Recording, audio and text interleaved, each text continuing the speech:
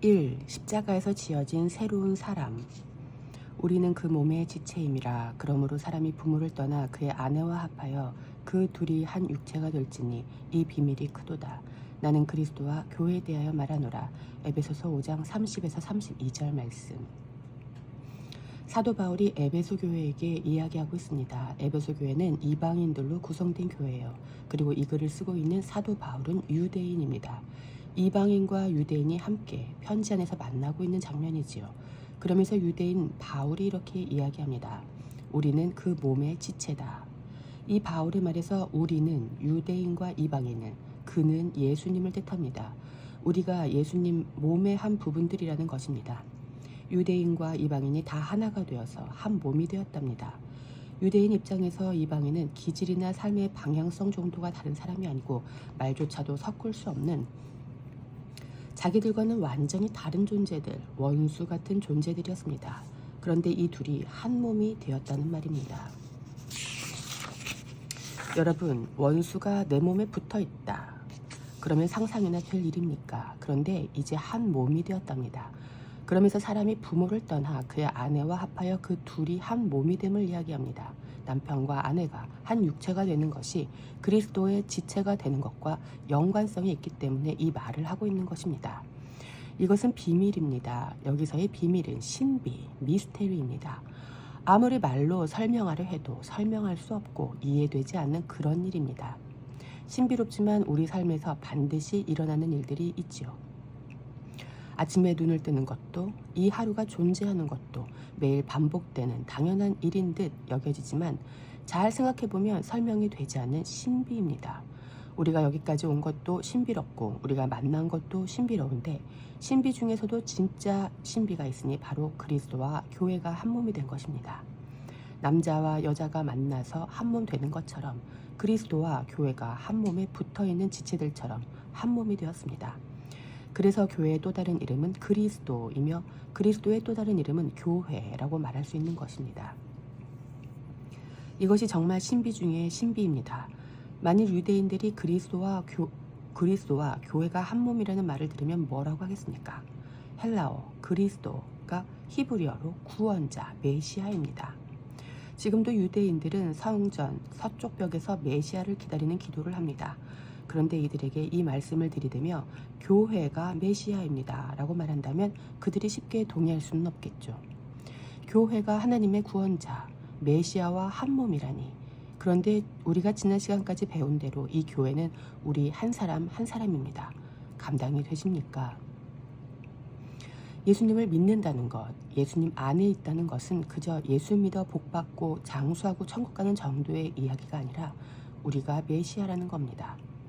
유대인들의 개념으로 봤을 때 우리를 돌로 쳐 죽이려 할 만한 이야기입니다. 네가 메시아와 한 몸이라고? 네가 메시아라고? 네가 구원자라고? 그런데 우리는 여기에 동의하여 아멘 합니다.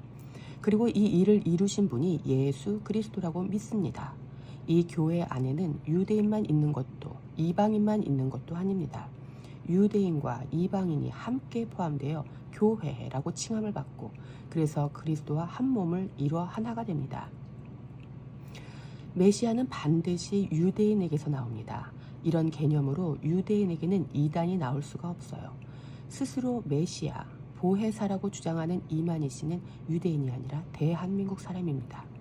그가 스스로 유대인이라고 주장한다면 모르겠지만 유대인들은 이런 주장에 절대 안 넘어갑니다.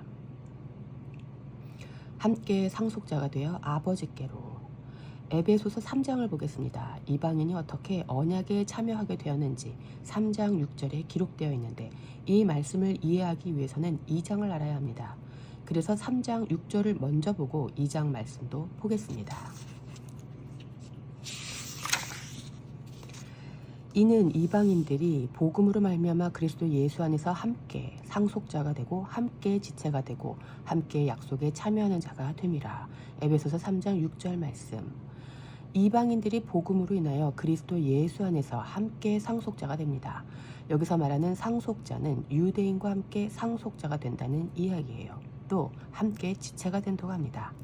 서두에 우리가 이야기했듯이 한 몸이 된다는 말입니다. 또 함께 약속에 참여하는 자가 됩니다. 약속은 유대인에게 임하셨어요. 하나님께서는 유대인을 먼저 불러내시고 약속하셨습니다. 로마서 말씀에서 확인해 보겠습니다. 그들은 이스라엘 사람이라 그들에게는 양자됨과 영광과 언약들과 율법을 세우신 것과 예배와 약속들이 있고 조상들도 그들의 것이요 육신으로 하면 그리스도가 그들에게서 나셨으니 그는 만물 위에 계셔서 세세의 찬양을 받으실 하나님이시니라. 아멘. 로마서 9장 4에서 5절 말씀. 그는 만물 위에 계셔서 세세의 찬양을 받으실 누구시라고요? 예, 하나님이십니다. 하나님이 어디서 나셨다는 이야기입니까? 예, 이스라엘에서 나셨습니다. 말씀 안에서 확인하시기 바랍니다. 그런데 이제 이 복음으로 말미암아 이방인이 이스라엘과 함께 지체가 되고 함께 약속에 참여하는 자가 되었습니다. 여러분은 이방인이십니까? 유대인이십니까? 이방인 입장에서 이 말이 좋은 소식이 되고 계십니까? 그런데 유대인의 입장에서는 이 말이 불편하고 언짢을 수 있겠죠. 그러나 하나님께서 어떤 계획을 갖고 계셨는지를 아는 유대인이라면 자기 기분이 나쁘다고 해도 하나님 행하시는 일에 아멘으로 화답할 수밖에 없습니다. 그 하나님께서 행하시는 일, 주님이 왕이시라고 인정한다면 유대인이든 이방인이든 하나님의 경영하심에 그냥 아멘하며 순종하며 따라갑니다. 그중 한 사람이 바울이었고 이 소식을 듣는 자들이 에베소 교회입니다. 이것이 신비라는 이야기입니다. 에베소서 2장 말씀도 보겠습니다. 그러므로 생각하라. 너희는 그때에 육체로는 이방인이요 손으로 육체에 행한 할례를 받은 무리라. 칭하는 자들로부터 할례를 받지 않은 무리라 칭함을 받는 자들이라. 에베소서 2장 11절 말씀. 육체의 할례를 받은 자들은 유대인, 이스라엘입니다. 그런데 그들로부터 이방인들은 할례 받지 않은 자들이라는 평가를 받았습니다. 이 말은 그들을 아주 무시하는 말이에요. 할례를 받지 않은 자들이란 말은 욕입니다. 그때의 너희는 그리스도 밖에 있었고 이스라엘 나라 밖의 사람이라. 약속의 언약들에 대하여는 외인이요 세상에서 소망이 없고 하나님도 없는 자이더니. 에베소서 2장 12절 말씀. 그리스도는 메시아입니다. 너희는 메시아 밖, 즉 구원자 밖에 있었고 이스라엘 나라 바깥의 사람들이었다고 합니다. 그러니 약속의 언약들에 대하여는 외인, 즉 관계없는 사람들이었죠. 세상에서 소망도 없고 또 하나님도 없었습니다. 왜 그렇습니까? 아까 로마서에서 확인한 대로 하나님이 이스라엘에서 나섰죠. 이방인에게는 하나님이 없었어요. 이방인들이 믿는 하나님이 아니십니다. 세상의 신들은 헛된 것들이에요. 하나님인 줄 알고 따라갔지만 하나님 아닌 것들이에요. 그런데 하나님이라고 거짓 믿음 가운데 믿고 있습니다. 진짜 하나님은 누구십니까? 이스라엘의 하나님이십니다. 관념 속 신이 아니라 역사 가운데 살아서 당신을 드러내 보이신 하나님은 이스라엘의 하나님이셨어요. 그 당시에 다른 신들도 있었습니다. 그러나 진짜 하나님은 이스라엘의 하나님, 우리가 믿고 있는 하나님이십니다. 이스라엘에게 나타나셔서 애굽이라는 실제 존재했던 그 나라 가운데서 탈출시키신 그 하나님을 우리가 믿고 있는 것입니다. 그 하나님이 역사 가운데 머물러 계시지 않고 예수 그리스도 메시아로 이 땅에 오셨습니다. 그래서 이스라엘뿐만 아니라 이방인들에게도 이스라엘에게 주셨던 그 약속과 언약과 예배와 그 신령한 것들이 함께 나누고 상속자가 되어 한 몸이 되게 하셨습니다. 이 복음을 이제 유대인 바울이 이방인들에게 증거하고 있어요. 그래서 이야기합니다. 13절 보십시오. 이제는 전에 멀리 있던 너희가 그리스도 예수 안에서 그리스도의 피로 가까워졌느니라. 에베소서 2장 13절 말씀. 전에 멀리 있었다 함은 유대인, 이스라엘에게서 멀리 있었다는 말입니다. 그런데 그리스도의 피로 이제 이스라엘에게로 가까워졌습니다. 그는 우리의 화평이신지라 둘로 하나를 만드사 원수된 것 곧 중간에 막힌 담을 자기 육체로 허시고. 에베소서 2장 14절 말씀. 그럼 여기서 화평은 하나님과 사람의 화평을 이야기하는 걸까요? 아닙니다. 이스라엘과 이방인의 화평을 이야기하고 있습니다. 그래서 이스라엘과 이방인들을 하나로 만드셨어요. 둘로 하나를 만드셨습니다. 원수된 것도 이스라엘과 이방인이 원수였다는 말입니다. 법조문으로 된 계명의 율법을 폐하셨으니 이는 이 둘로 자기 안에서 한 세 사람을 지어 화평하게 하시고. 에베소서 2장 15절 말씀. 이 둘도 이스라엘과 이방인입니다. 이제 유대인과 이방인이 예수 그리스도 안에서 한 새로운 사람을 지은 것입니다. 이 새로운 사람, 그들을 가리켜 그리스도인이라고 이야기합니다. 이제 유대인도 아니고 이방인도 아니에요. 이제 그리스도인으로 새롭게 창조되었습니다. 이 한 새 사람이 그리스도인입니다. 에베소서 5장 32절. 그리스도와 교회에 대하여 말하노라에 근거해서 다시 표현한다면 이 한 새 사람은 교회라고 말할 수 있습니다. 이것이 지어졌다는 의미입니다. 교회가 지어졌어요. 교회는 그러니까 사람이 아니라 하나님과 예수님과 성령님이 지으셨습니다. 또 십자가로 이 둘을 한 몸으로 하나님과 화목하게 하려 하심이라. 원수된 것을 십자가로 소멸하시고. 에베소서 2장 16절 말씀. 여기서 이 둘도 유대인과 이방인입니다. 이 둘이 한 몸이 되어 비로소 하나님과 화목하게 됩니다. 하나님과 화목하기 전에 이스라엘과 이방인이 화목해져야 한다는 말씀이 이제 이해가 되시지요. 그러면 이스라엘과 이방인이 화목해지지 않은 상태에서 나만 하나님과 화목해지는 것이 말씀적입니까? 아닙니까? 아닌 것입니다. 이것이 정말 중요합니다. 하나님과는 화목하는데 이웃들과는 화목하지 않는다. 불가능한 일입니다. 협의적으로는 우리와 우리 이웃이, 광의적으로는 우리 이방인과 유대인이 먼저 화목하고 그러고 나서야 하나님과 화목해질 수 있습니다. 예수 그리스도의 십자가로 인해 이방인과 유대인의 사이가 화목해졌습니다. 원수된 것은 소멸되었습니다. 또 오셔서 먼 데 있는 너희에게 평안을 전하시고 가까운 데 있는 자들에게 평안을 전하셨으니. 에베소서 2장 17절 말씀. 먼 데 있는 너희는 이방인이고 가까운 데 있는 자들은 유대인들입니다. 예수 그리스도의 십자가로 이제 이방인에게도 평안이 전해졌고 유대인에게도 평안이 전해졌어요. 이렇게 하신 이유가 무엇입니까? 18절에 그 이유가 기록되어 있습니다. 이는 그로 말미암아 우리 둘이 한 성령 안에서 아버지께 나아감을 얻게 하려 하심이라. 에베소서 2장 18절 말씀.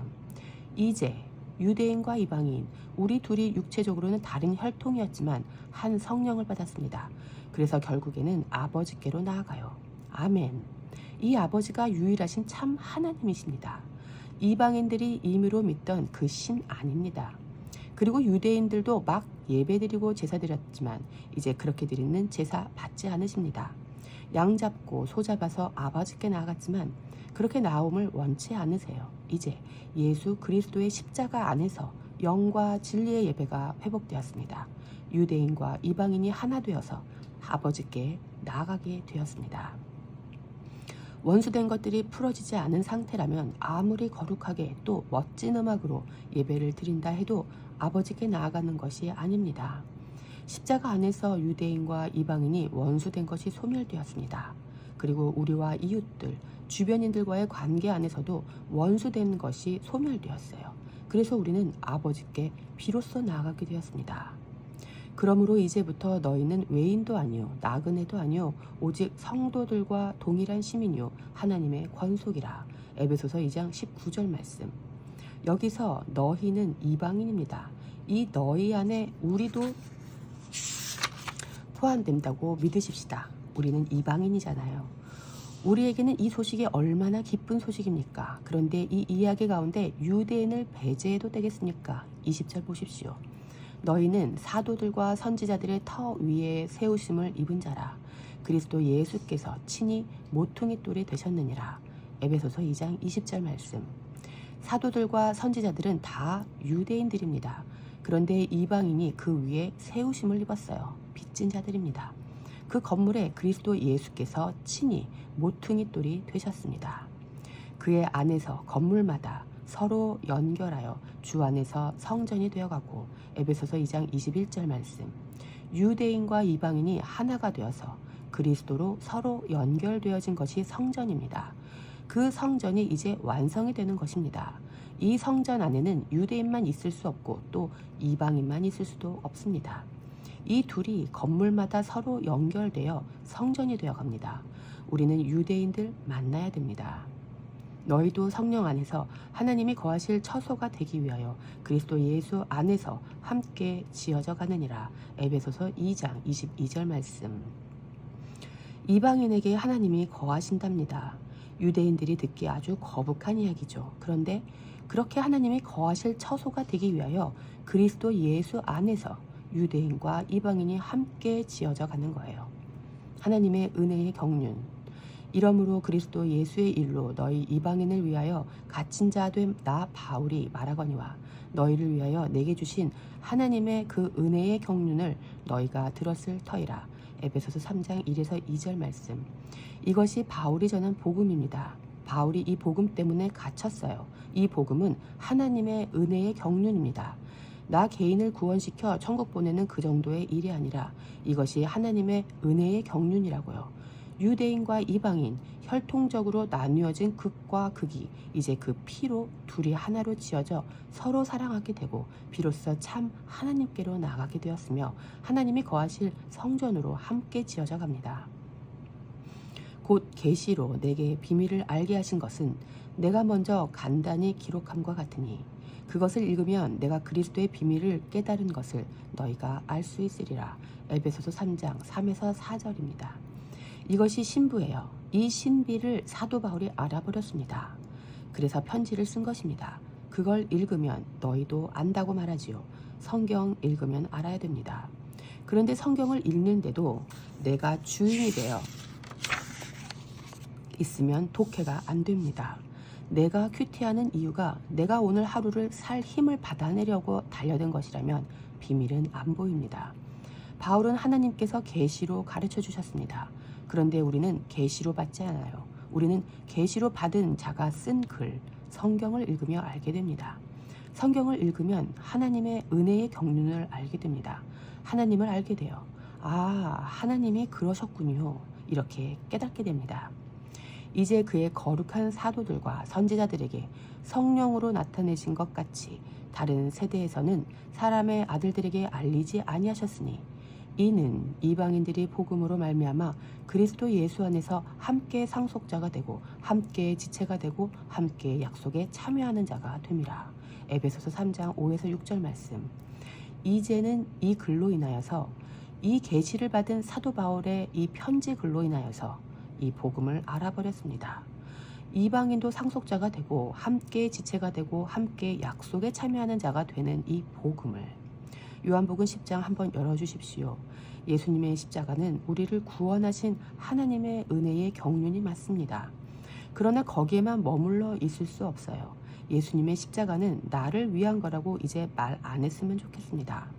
아기들과 장성한 사람의 차이가 무엇입니까? 아기들은 자기밖에 몰라요. 그러면 아이들이 자기가 먹을 걸 먹지 않고 엄마나 친구들에게 양보하면 어른들이 감동받지요. 철들었구나, 기특하다 칭찬합니다. 여러분, 예수님이 우리 안에 계셔서 우리가 장성합니다. 자라갑니다. 그러면 나에게만 관심이 있던 어린 시절을 지나 눈을 들어 너를 보게 됩니다. 그리고 아버지께로 시선을 돌리게 돼요. 이것이 철든 자, 장성한 자, 자라난 자입니다. 그래서 예수님의 십자가마저도 이제는 나를 위한 어떤 것에 머물지 않고 하나님께서 십자가를 통해 하신 일이 보여지게 돼요. 요한복음 말씀에서 확인해 보십시다. 예수님께서는 요한복음 10장에서 계속해서 에고 에이미, 즉 내가 누구다라고 말씀하십니다. 요한복음을 기록한 이유가 무엇입니까?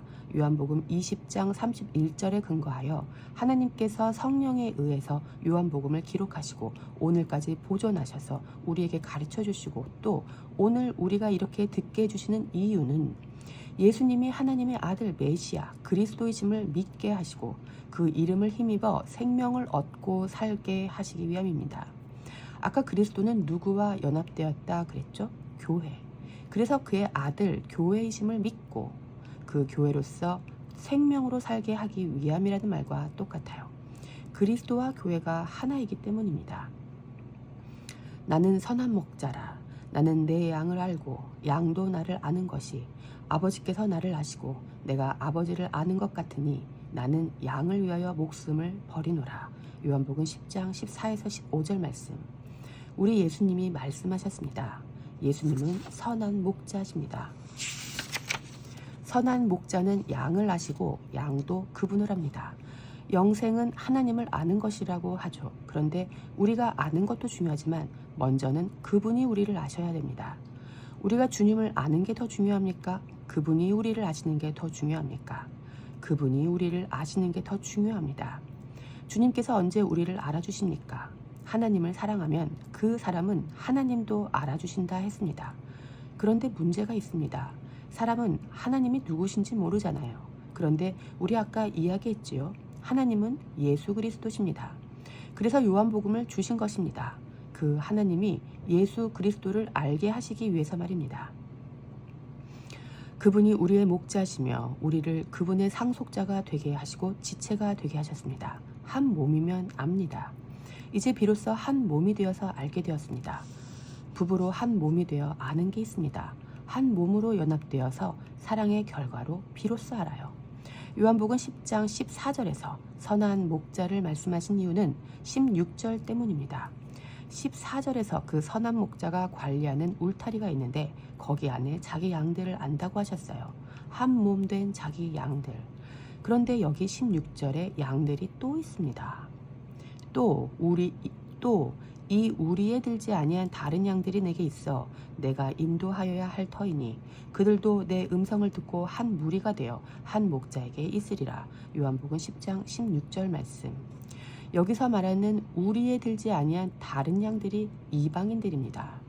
지금 예수님께서 유대인들을 향해 말씀하고 계시거든요. 그들에게 이방인들도 인도하시고 목자가 되어주실 것이라고 말씀하신 것입니다. 요한복음 11장도 보십시다. 마리아에게 와서 예수께서 하신 일을 본 많은 유대인이 그를 믿었으나 그 중에 어떤 자는 바리새인들에게 가서 예수께서 하신 일을 알리니라. 이에 대해 제사장들과 바리새인들이 공회를 모으고 이르되 이 사람이 많은 표적을 행하니 우리가 어떻게 하겠느냐.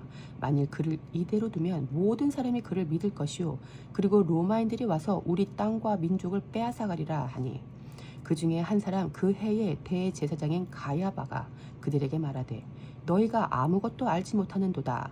한 사람이 백성을 위하여 죽어서 온 민족이 망하지 않게 되는 것이 너희에게 유익한 줄을 생각하지 아니하는도다 하였으니 이 말은 스스로 함이 아니요 그 해의 대제사장이므로 예수께서 그 민족을 위하시고 또 그 민족만 위할 뿐 아니라 흩어진 하나님의 자녀를 모아 하나가 되게 하기 위하여 죽으실 것을 미리 말함이러라. 요한복음 11장 45에서 52절 말씀. 유대인들이 긴장합니다. 이들의 긴장은 백성이 예수님을 그리스도라고 믿게 될까봐 하는 것과 로마인들이 이 땅과 민족을 빼앗아 갈까 하는 두 가지였습니다. 이때 대제사장 가야바 이 사람의 입을 통하여 이걸 선포하게 하셨습니다. 가야바가 알고 한 말이 아니에요. 그가 뭐라고 말했습니까? 너네는 아무것도 모른다. 이 사람이 이스라엘 한 민족을 위해서 이 민족을 살릴 거다. 그런데 이스라엘만 위한 게 아니라 흩어진 하나님의 자녀들을 모아서 하나가 되게 할 거다. 바로 에베소에서 바울이 계속 이야기한 그것입니다. 이제 12장을 보세요. 예수님 이제 예루살렘으로 들어가세요. 예루살렘에 왜 가십니까? 십자가 지러 들어가십니다. 이때는 교회력으로 종려주일입니다. 종려주일 다음이 고난주간 그리고 성금요일과 부활주일로 이어집니다. 시편 말씀에 주가 지으신 이 날은 부활절 주일이 아니라 예수님께서 십자가에서 돌아가신 성금요일을 말합니다. 왜 부활하신 주일날이 아니라 성금요일날 기뻐합니까? 이 성금요일에 하나님께서 원수된 것을 하나로 소멸하시게 됩니다. 그래서 그날 기뻐하는 겁니다. 예수님께서 예루살렘에 들어가실 때 이들이 종려나무 가지를 가지고 맞으며 나와 호산나 찬송하리로다. 주의 이름으로 오시는 이여 곧 이스라엘의 왕이시여. 요한복음 12장 13절이라고 환영합니다. 이 말이 히브리어 바룩 하바 베쉔 아도나이입니다. 이스라엘의 왕이라고 말하죠. 이들은 아무것도 모릅니다. 예수님이 이스라엘의 왕이신 줄만 알아요. 그런데 하나님은 이스라엘의 왕이심과 동시에 온 열방의 왕이십니다. 우리의 왕이세요. 이제 이걸 이루시는 겁니다. 그렇게 입성하시는 모습을 보는 바리새인들이 이렇게 말합니다. 바리새인들이 서로 말하되 볼지어다 너희 하는 일이 쓸데없다. 보라 온 세상에 그를 따르는도다 하니라. 요한복음 12장 19절 말씀. 이제 머지않아 이 바리새인들의 고백한 대로 될 것입니다. 바리새인들은 기분 나빠하며 이 말을 했지만 저는 이 말이 머지않아 성취되기를 소망하고 있습니다. 어린 양 예수님을 모두가 따르는 겁니다. 예수님이 받으실 영광, 십자가.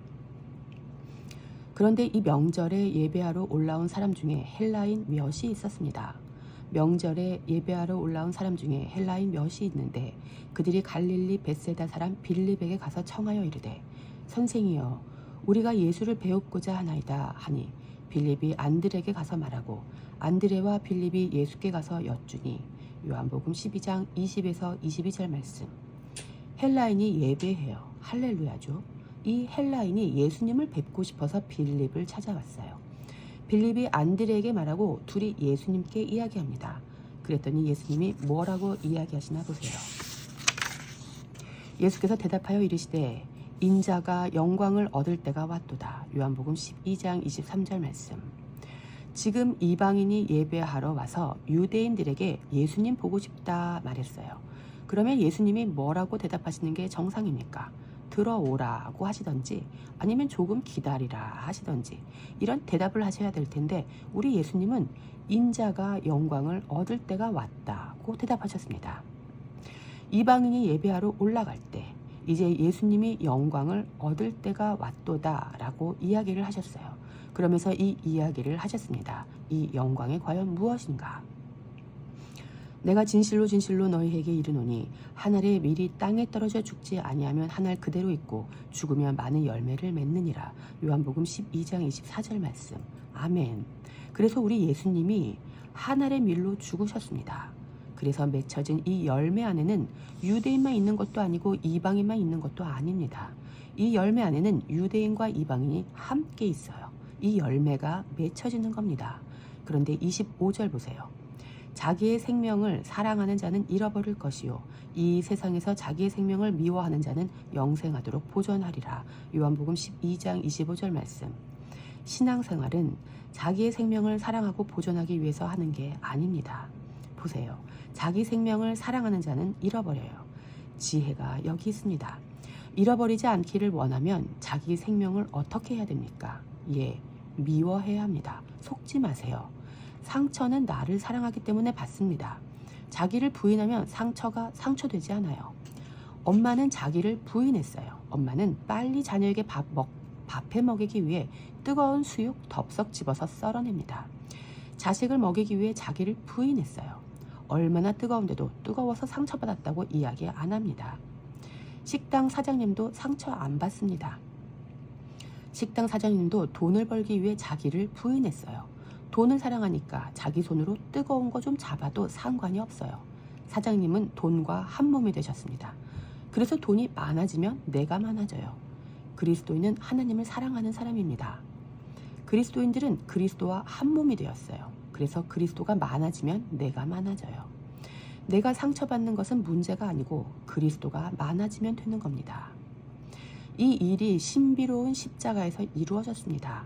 자기 생명을 미워하는 자는 영생하도록 보존해 주신답니다. 약속입니다. 영원히 보존을 원하신다면 자기 생명을 미워하시면 됩니다. 원수 마귀가 이거 못하게 해요. 왜? 근심하고 두려워하고 속상해하고 괴롭습니까? 이것 때문에 그렇습니다. 예수 그리스도의 삶을 제가 알고 난 다음에 그분이 제 삶에 들어오신 다음에 나 욕먹어도 되지, 저 사람 저렇게 이야기해도 되지, 나 그런 평가 받아도 되지, 이게 되는 거예요. 자유가 왔습니다. 요한복음 3장 잠깐 보겠습니다. 그의 증언을 받는 자는 하나님이 참되시다는 것을 인쳤느니라. 요한복음 3장 33절 말씀. 이 말씀 독해가 되십니까? 그의 증언을 받는 자, 즉 예수 그리스도의 증언을 받는 자는 하나님이 참되시다고 도장을 찍은 자예요. 도장을 찍었다는 것은 동의한다는 말입니다. 이 당시에는 그를 아는 사람이 많지 않아서 서명 대신 도장을 찍었어요. 그런데 무엇에 도장을 찍습니까? 하나님이 참되시다는 말에 동의에 도장을 찍는 것입니다. 내 감정, 내 환경과 상관없이 하나님이 참되신 분이라 말하기가 어렵겠죠. 그런데 그의 증언을 받는 자는 그럼에도 불구하고 주님은 참되십니다. 사람들이 나에게 돌을 던져도, 심지어 하나님도 나를 무시해서 십자가에 매달아 버린다 해도, 그래도 여전히 하나님은 참되십니다. 도장을 찍습니다. 예수님은 상처 안 받으셨어요. 아버지는 언제나 참이십니다. 아버지는 언제나 진리십니다. 내가 십자가에 매달린다 할지라도. 그 예수님과 연합된 자들은 언제나 하나님은 참되시다 고백합니다. 내가 상처받을 만한 상황일지라도 여기에서 자유가 오는 것입니다. 사도행전을 한번 열어주십시오. 이스라엘이 지금 엄청 상처를 받았습니다. 역사적으로 이스라엘은 나라도 없이 얼마나 많은 수모와 모욕을 받았는지 모릅니다. 가장 가까운 예로 홀로코스트 때 600만 명이 돌아가셨다고 하죠. 그때 그들이 했던 말이 하나님이 살아계시다면 어떻게 우리 민족을 이렇게 버리실 수 있냐였다고 합니다. 그러나 그때도 하나님은 참되셨다라고 우리는 겸손히 고백합니다. 누가 이 고백을 할 수 있습니까? 예수 그리스도의 증언을 받는 자는 이 고백을 합니다. 유대인들이 예수 그리스도의 증언을 받는다면 이들도 하나님이 참되시다고 고백하게 될 것입니다. 그들이 알게 될 것입니다. 아, 우리 민족이 겪는 이 삶이 예수님이 겪으신 삶이랑 똑같구나. 선택하신 우리 민족을 왜 이렇게 버리시는가? 아, 온 열방을 우리와 함께 하나가 되게 하셔서 아버지께로 나아가게 하시기 위함이었구나 라고요. 이것이 예수님이 하신 일이거든요.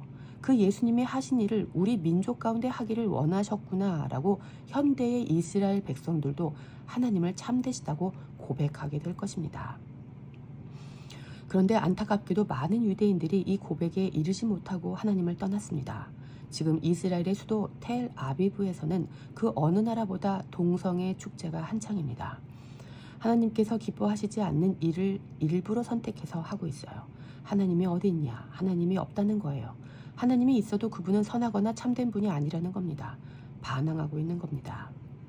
그러나 예수 그리스도를 하나님으로 믿고 그의 증언을 받은 유대인들이 이 성경을 읽고 알아버렸습니다. 하나님의 은혜의 경륜, 섭리를 알아버렸어요. 그 자신들의 포지션을 알았고, 그래서 이제 이방인들과 함께 아버지께로 나아가야 된다는 걸 알아버렸습니다.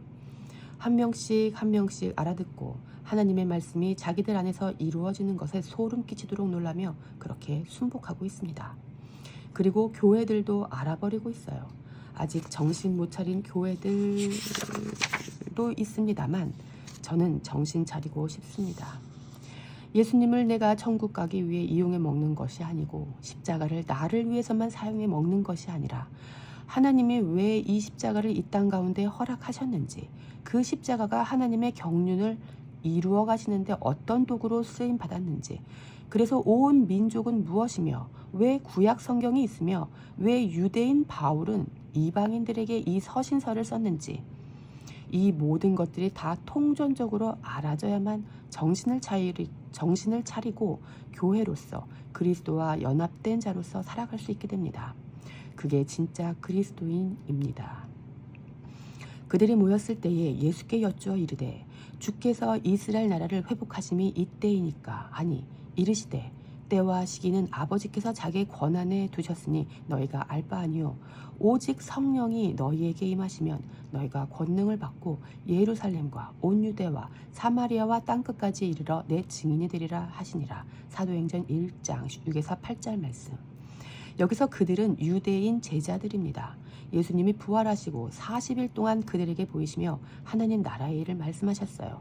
그리고 이제 올라가시는 거예요. 그때 제자들이 여쭙니다. 예수님, 이제 이스라엘 우리 민족이 회복됩니까? 그랬더니 예수님이 이 유명한 구절을 들려주신 겁니다. 예루살렘과 온 유대와 사마리아와 땅끝까지 이르러 내 증인이 되리라. 이 말씀이 어떤 질문에 대한 예수님의 답변인지 보세요. 이스라엘 나라 회복이 이때입니까? 라는 질문에 대한 대답입니다. 그럼 이스라엘 나라의 회복이 언제라고 우리가 유추할 수 있겠습니까? 유대인들이 성령을 받고 예루살렘과 유대 사마리아 온 이방 땅 끝까지 이르러서 예수님이 누구신지를 이야기할 때 그때 이스라엘이 회복되는 거죠. 그래서 이때부터 2000년이 지난 오늘 여기까지 왔습니다. 지금까지 증인이라고 말하는 사람들이 이 모든 것을 이야기했습니다. 이야기했습니까? 혹시 천국 복음이라고 예수 믿어 천국 가라 이 정도만 들으셨습니까? 저는 참 안타깝습니다. 증인이 돼서 증인으로서 복음을 증거한다고 했을 때 예수 믿어 천국 갑니다. 당신은 죄인입니다. 그 십자가를 통해 죄를 용서받아야 됩니다. 믿음으로 반응해야 됩니다. 영접 기도해야 합니다. 그래야 당신 천국 갑니다. 이 정도에 그치지 않습니까? 여기에 이스라엘은 무엇이며 하나님의 경륜은 어디에 낄 자리가 있으며 하나님 아버지께로 나아갈 수 있는 유일한 그 예배의 길은 어디에 있으며 그것이 과연 천국 복음이라고 말할 수 있는 것인지 아주 레디컬하게 문제제기를 하고 있는 겁니다. 예루살렘과 온 유대와 사마리아와 땅끝까지 말씀을 기억하시고 귀가하셔서 사도행전 다 읽어보십시오. 실제로 역사가 어떻게 이루어져 가는지가 나옵니다. 개략적으로 말씀드리면 이들이 기도하기에 힘쓰며 성령을 기다립니다. 1장. 그러다가 마가의 다락방에 모인 제자들에게 성령이 임하십니다. 2장. 이때가 오순절입니다. 6월절에서 오순절까지 50일인데 부활하신 예수님이 40일간 함께 계시다가 승천하셨으므로 이들은 열흘 동안 기도하며 기다리다가 약속하신 성령을 받았어요. 이때 성령을 받은 사람들은 모두 유대인입니다. 이방인은 한 명도 없어요. 이렇게 성령을 받은 베드로가 설교를 합니다. 그런즉 이스라엘 온 집은 확실히 알지니 베드로가 이렇게 담대한 사람입니까? 예수님 팔아먹었던 베드로 아닙니까? 그랬던 베드로가 성령 받고 이 말을 하는 겁니다. 그런즉 이스라엘 온 집은 확실히 알지니 너희가 십자가에 못 박은 이 예수를 하나님이 주와 그리스도가 되게 하셨느니라 하니라. 사도행전 2장 36절 말씀. 주는 하나님이라는 뜻이고 그리스도는 하나님의 구원자, 메시아입니다. 그러니까 너희가 십자가에 못 박은 그 예수를 하나님이 하나님과 메시아 되게 하셨다고 선포해요. 이 말을 들은 유대인들이 마음에 찔려 사도들에게 형제들아 우리가 어찌할꼬 라고 말합니다. 이들이 형제들아 라고 불렀다는 것은 여기 유대인밖에 없었다는 말입니다. 이방인은 형제가 될 수 없기 때문입니다. 여기서 말하는 우리가 어찌할꼬는 이방인인 우리가 죄라고 여기는 것들, 담배 좀 피거나 거짓말 좀 하거나 남에게 사기쳐서 느끼는 공포 정도가 아닙니다. 이들은 일평생 자기들이 섬겼던 그 하나님을 죽였다는 것을 깨닫고 공포에 질린 것입니다. 그들에게 베드로가 솔루션을 제시합니다. 베드로가 이르되 너희가 회개하여 각각 예수 그리스도의 이름으로 세례를 받고 죄 사함을 받으라. 그리하면 성령의 선물을 받으리니. 사도행전 2장 38절 말씀. 유대인들이 할 회개는 무엇이겠습니까? 내가 하나님을 죽였다는 것입니다. 여지껏 하나님 앞에 예배했지만 하나님을 믿지 않았어요. 이렇게 회개하고 예수 그리스도의 이름으로 다시 세례를 받으라 합니다. 할례나 제사가 아니라 세례를 받고 이제 옛사람은 죽고 새 사람으로 거듭나라는 말이죠. 그러면 성령의 선물을 받게 될 것이라고 약속을 주십니다. 지금 우리처럼요. 그래서 이날 신도의 수가 3,000명이 더합니다. 41절.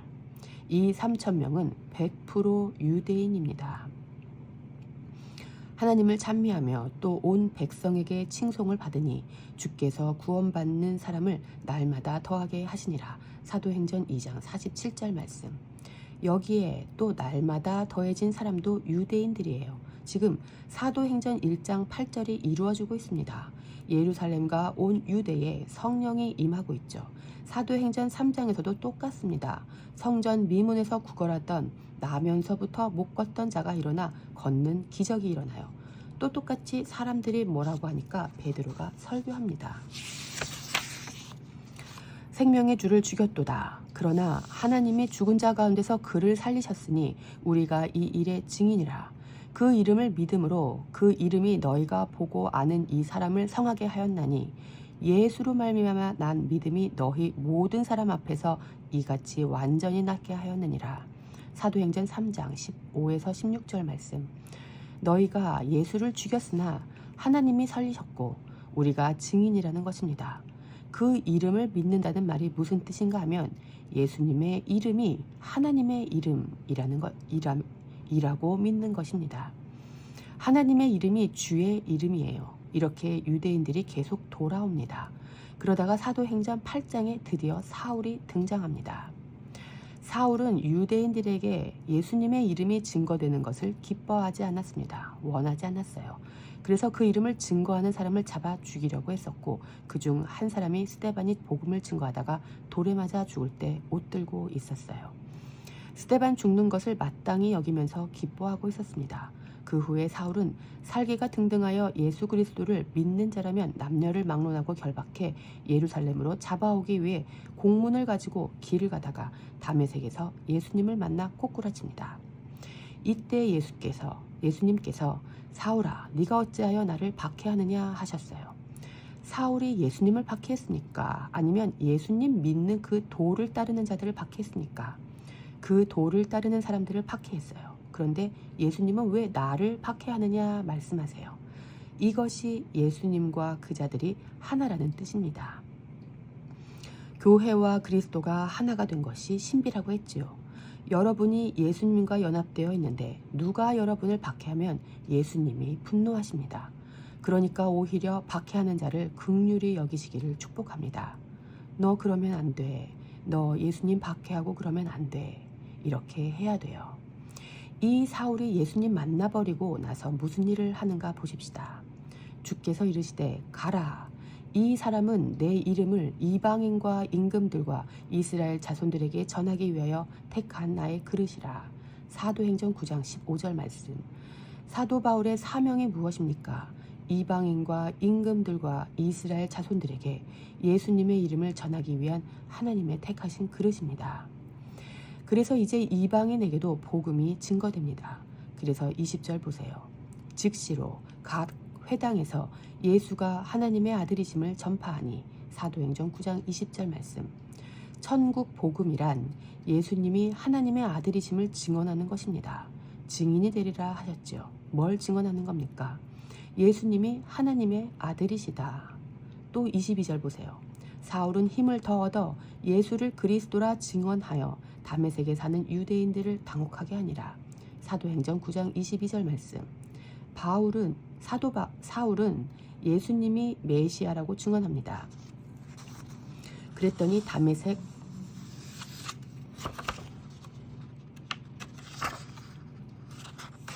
다메섹에 사는 유대인들을 당혹하게 했어요. 예수님 믿는 사람을 잡아 죽이려던 사울이 예수가 그리스도라고 증언하니 말입니다. 이제 11장 보십시다. 그 전까지는 유대인들에게만 성령님이 임하시는데 이제 베드로가 하나님의 음성을 듣습니다. 베드로가 르다에 있었어요. 르다는 이스라엘의 거의 끝, 이방과의 경계 지역입니다. 이방인의 땅이라 해도 돼요. 베드로는 여기서 무두장이 시몬의 집에 있었습니다. 무두장이는 가죽 세공업자예요. 가죽을 얻으려면 피를 자꾸 내야 합니다. 백정이죠. 그래서 유대인들에게는 부정한 자였습니다. 그런데 가죽 가방은 있어야 되잖아요. 유대인들이 율법적으로는 피가 부정하니까 멀리 보내버리고 그 멀리 있는 부정한 사람이 만든 가죽은 또 쓰고 있는 겁니다. 아주 잘못됐죠. 그런데 거기에 베드로가 갔습니다. 주 안에 우린 하나 그러면서 갔을 겁니다. 그런데 아직은 패러다임이 바뀌지 않았어요. 그래서 환상 중에 하나님이 부정한 짐승들 잡아먹어라 그러시니 이거 가증한 겁니다. 먹으면 안 됩니다. 저항하죠. 그런데 하나님은 내가 먹으라 그랬으면 가증한 거 아니니 먹어 그러세요. 베드로가 자기 개념 속에서 선과 악을 분리했죠. 자기 개념 속에서 가증한 것과 가증하지 않은 것을 분리했는데 그 패러다임이 완전 박살나고 하나님이 말씀하실 때 좋은 게 좋은 것 되었습니다. 그래서 받아 먹어야 해요. 이 환상이 상징하는 것이 무엇입니까? 이제 이방인들, 너희가 부정히 여기던 자들, 가증하게 여기던 자들, 그들이 이제 함께 한다는 것입니다. 사도 바울뿐 아니라 이제 베드로에게도 이 문이 열렸어요. 그런즉 하나님이 우리가 주 예수 그리스도를 믿을 때에 주신 것과 같은 선물을 그들에게도 주셨으니 내가 누구이기에 하나님을 능히 맡겠느냐 하더라. 그들이 이 말을 듣고 잠잠하여 하나님께 영광을 돌려 이르되 그러면 하나님께서 이방인에게도 생명 얻는 회개를 주셨도다 하니라. 사도행전 11장 17에서 18절 말씀. 17절에 우리는 유대인들이에요. 그리고 선물은 성령입니다. 그들은 이방인이죠. 그래서 19절.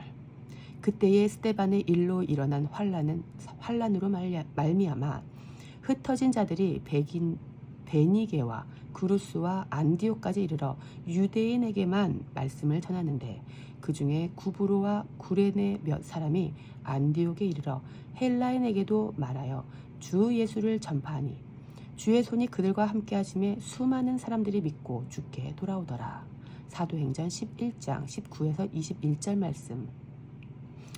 환란으로 흩어진 유대인들이 그때까지는 유대인에게만 말씀을 전했어요. 그런데 몇 사람이 헬라인에게도 말하기 시작했고 21절 수많은 사람들 안에 드디어 이방인이 있습니다.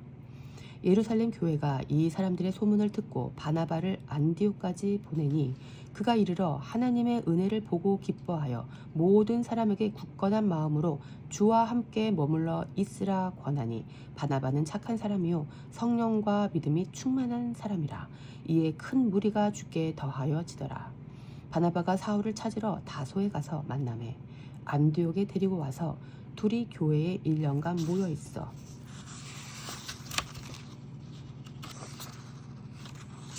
큰 무리를 가르쳤고 제자들이 안디옥에서 비로소 그리스도인이라 일컬음을 받게 되었더라. 사도행전 11장 22에서 26절 말씀. 예루살렘 교회가 이제 안디옥 교회로 바나바를 파송했습니다. 바나바와 함께 큰 무리가 주께 다하여지니 이것이 안디옥 교회예요. 바나바가 혼자 하지 않고 이제 바울을 찾아 안디옥에 데리고 옵니다. 이 안디옥 교회에 있던 큰 무리는 거의 이방인입니다. 그런데 이 교회에는 유대인도 있었습니다. 바나바와 바울이 유대인이죠. 제자들이 안디옥에서 비로소 유대인이라 일컬음을 받았습니다. 왜 굳이 안디옥 교회에서 그리스도인이라고 일컬음을 받았을까요? 이제 비로소 유대인과 이방인이 하나가 되었기 때문입니다. 진짜 하나님께서 원하셨던 것, 그 선한 목자이신 예수님께서 원하셨던 것, 이 민족뿐 아니라 흩어진 다른 민족, 그들도 하나로 모으겠다 하신 그 주님의 열심, 그것이 십자가 안에서 완성되었습니다. 그래서 예수님이 십자가 지셨고 부활하셨고 승천하셨고 성경의 약속대로 임하셨습니다. 먼저는 유대인에게 그리고 이방에게까지 흘러서 가서 교회가 탄생했습니다. 이 그리스도인들이 그리스도의 몸이며 교회입니다. 이것이 진짜 교회입니다. 초대교회가 이렇게 왔다고요. 우리가 교회라면 우리 안에 이방인과 유대인을 함께 품을 마음이 있어야 하지 않겠습니까? 그들을 등한시하고 예배를 한다는 것이 과연 성경적입니까? 유대인과 이방인이 한 성령 안에서 함께 연합됨으로 인해 아버지께 나아감을 얻게 되었는데 사도행전을 읽은 사람이 그들 없이 신앙생활이 가능하냐는 말이에요. 이상하지 않습니까? 요한복음에도 그 민족만 위할 뿐 아니라 흩어진 하나님의 자녀들을 모아서 하나가 되게 하려고 죽으실 것을 미리 말했다고 기록되어 있지 않습니까? 우리는 예수님의 십자가가 유대인만을 위한 것이 아니고 이방인만을 위한 것도 아니며 우리 모두를 위한 것임을 2000년이 지난 오늘 이 기록된 계시를 통해 알게 되었잖아요.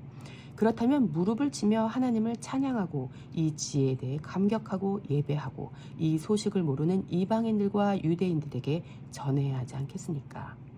어떻게 그저 당신은 죄가 있어서 지옥 백성이라고 판단하고 정죄하며 예수 믿고 천국 가라고만 할 수 있습니까? 천국 백성인지 지옥 백성인지 우리가 어떻게 압니까? 그 천국이 그 천국입니까?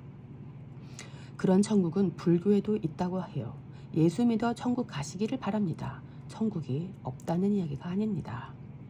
한 몸으로 사랑하는 사람들, 그리스도인은 누구입니까? 에베소서 말씀에서 확인해 보겠습니다. 누구든지 언제나 자기 육체를 미워하지 않고 오직 양육하여 보호하기를 그리스도께서 교회에게 함과 같이 하나니 우리는 그 몸의 지체임이라. 그러므로 사람이 부모를 떠나 그의 아내와 합하여 그 둘이 한 육체가 될지니 이 비밀이 크도다. 나는 그리스도와 교회에 대하여 말하노라. 에베소서 5장 29에서 32절 말씀. 우리는 아까 생명을 보존하려면 생명을 미워해야 함을 알았지요. 그러나 인간은 욕심쟁이입니다. 누구든지 자기 육체를 미워하지 않습니다. 자기 몸에 더러운 게 닿는 게 싫어서 음식 쓰레기가 담긴 쓰레기 봉투는 손가락 끝으로 살짝 잡아 올리고 변기 뚜껑도 최대한 손에 안 닿게 들어 올리죠. 자기 육체를 오직 양육하여 보호해서 아프면 치료하고 상담하고 그럽니다. 그런데 그렇게 자기 육체를 보호하는 것이 그리스도께서 교회에게 함과 같답니다. 이 말이 무엇입니까? 그리스도께서 교회를 자기 육체로 여기신다는 말입니다. 이것이 복음입니다. 그리고 교회도 그리스도를 자기 몸으로 여깁니다. 예수님이 저 멀리 계신 어떤 분이 아닙니다. 유대인과 이방인이 그 그리스도 안에서 한 몸 되어 있습니다. 교회의 머리는 그리스도시며 몸에는 유대인과 이방인이 연합되어 있는데 모두 하나로 뭉쳐서 교회라고 말합니다. 떨어질 수 없고 나눌래야 나눌 수 없는 새로운 피조물입니다. 우리는 그리스도이며 그리스도는 우리인 이 새 피조물이 하나님께서 원하셨던 완전함입니다. 완전히 원수였던 유대인과 이방인이 하나가 되었다면 우리가 이 시대를 살아가면서 좀 대하기 어려운 사람들에게 어떻게 해야 되겠습니까? 예수 그리스도의 십자가를 안다면 이들을 사랑하며 살아갑니다. 이 사랑으로 인해 우리가 하나 되었습니다. 내가 비옵는 것은 이 사람들만 위함이 아니요 또 그들의 말로 말미암아 나를 믿는 사람들도 위함이 아니니 아버지여 아버지께서 내 안에 내가 아버지 안에 있는 것 같이 그들도 다 하나가 되어 우리 안에 있게 하사 세상으로 아버지께서 나를 보내신 것을 믿게 하옵소서. 내게 주신 영광을 내가 그들에게 주었사오니 이는 우리가 하나가 된 것 같이 그들도 하나가 되게 하려 함이니이다. 곧 내가 그들 안에 있고 아버지께서 내 안에 계시어 그들로 온전함을 이루어 하나가 되게 하려 함은 아버지께서 나를 보내신 것과 또 나를 사랑하심 같이 그들도 사랑하신 것을 세상으로 알게 하려 함이로소이다. 아버지여 내게 주신 자도 나 있는 곳에 나와 함께 있어 아버지께서 창세 전부터 나를 사랑하심으로 내게 주신 나의 영광을 그들로 보게 하시기를 원하옵나이다. 요한복음 17장 20에서 24절 말씀. 예수님께서 처음 말씀하신 이 사람들은 유대인 제자들입니다. 그리고 그들로 말미암아 그들의 말로 말미암아 나를 믿는 사람들은 제자들의 증언에 의해 예수님을 믿게 될 유대인들과 이방인들입니다. 예수님은 이 기도를 하신 후에 십자가를 지셔서 아버지와 예수님이 하나이신 것 같이 그들 유대인과 이방인도 다 하나가 되어 우리 하나님과 예수님 안에 있게 하십니다. 그렇게 하나로 다 집어넣으셔서 예수님이 하나님으로부터 온 자임을 세상이 믿게 하십니다. 이렇게 그 사랑 안에서 하나가 될 때 세상은 예수님이 하나님이심을 믿게 되는 것입니다. 이렇게 하나가 되어 예수님 계신 곳에 함께 거하게 하십니다. 하나님과 예수님은 창세 전부터 사랑하셨어요. 우리가 완전히 회복되었다면 어디로 돌아갑니까? 천국은 에덴 동산으로 돌아가는 것이 아닙니다. 인간이 생각하는 낙원, 파라다이스 유토피아가 기독교의 천국이 아닙니다. 우리는 그리스도와 연합되어 창세 전부터 나를 사랑하시고 함께 하셨던 그 아버지께로 돌아갑니다. 예수님이 십자가를 지시면서까지 바라시고 원하신 것은 창세 전부터 예수님을 사랑하여 주신 영광을 그들이 보고 예수님 있는 곳에 함께 있게 하는 것입니다. 우리가 원하고 바라는 천국이 나의 유토피아가 아니라 예수님이 말씀하신 대로 하나님과 예수님과 연합된 창세 전부터 사랑했던 그곳이기를 축복합니다. 거기서는 서로 사랑합니다. 그곳이 하나님 나라입니다. 나에게 꿀송이가 매일 떨어지고 슬픔과 눈물도 괴로움도 없는 나를 위한 유토피아가 아닙니다. 요한계시록에 기록된 하나님 나라는 그렇지 않습니다. 예수 그리스도와 하나님이 한 몸으로 사랑하셨던 그곳, 그 예수님과 하나님 안에 그리스도 안에서 하나가 된 이방인과 유대인, 온 열방을 집어넣으셨습니다. 그것에 무슨 눈물이 있겠습니까? 그곳에 무슨 나를 위한 어떤 것이 있겠습니까? 그곳에는 우리 주님밖에 없습니다. 지금 여기에서 그 삶을 누리시길 바랍니다. 원수에게 속지 마시고 십자가를 수단 삼아 헛된 것을 얻어낼까 생각하지 마시고 하나님의 이 큰 그림을 보실 수 있기를 축복합니다. 우리가 그런 교회들로 부름받았습니다. 우리가 구체적으로 할 일은 무엇입니까? 간단합니다. 서로 사랑하는 것입니다. 나와 너무 다르고 너무 다양한 사람들이라도 그렇기 때문에 사랑할 가치가 있습니다. 대체 이 사람이 왜 내 옆에 있는지 의아해하지 마십시오. 그 사람이 내 옆에 있는 것은 사랑하기 위함입니다. 우리의 능으로 사랑할 수 없고 그 사랑이 우리 안에 오셨다면 그분이 하십니다. 성령님이 임하셨다면 가능해집니다. 성령님이 임하셨는데 다른 것을 쫓지 마십시다. 하나님의 경륜 안에서 모든 민족, 열방이 한 민족이 되고 한 몸, 한 뜻이 되는 그날을 소망하십시다.